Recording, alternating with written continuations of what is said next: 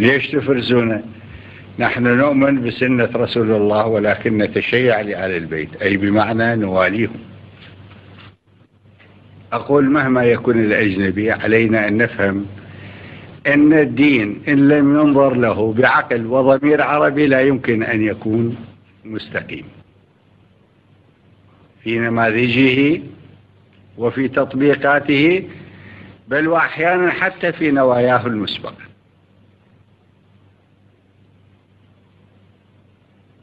وعلى هذا الأساس علينا أن نتعامل مع الخير بصورة طبيعية ومع الخطأ أيضا بصورة طبيعية. بمعنى طبيعية أي بمعنى ننهر الخطأ، ننبهه ثم ننهره ثم نقاومه بمسؤولية.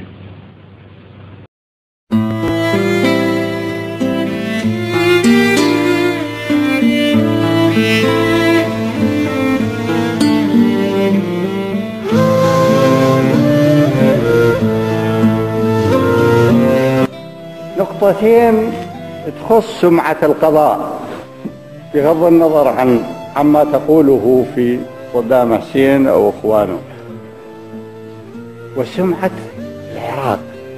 ظلون أنتم عراقيين وصدام حسين حي أو ميت راح يظل عراقي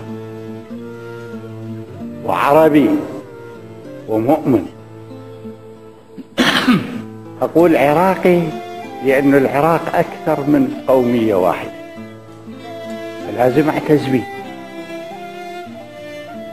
وأقول عربي لأنه انتمائنا. فلذلك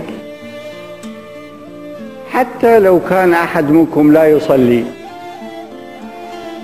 في دستور الدولة سواء الدستور اللي وقع صدام حسين ومؤمن به أو الدستور المخترع اللي ملاه المستشار الأمريكي على العراقيين،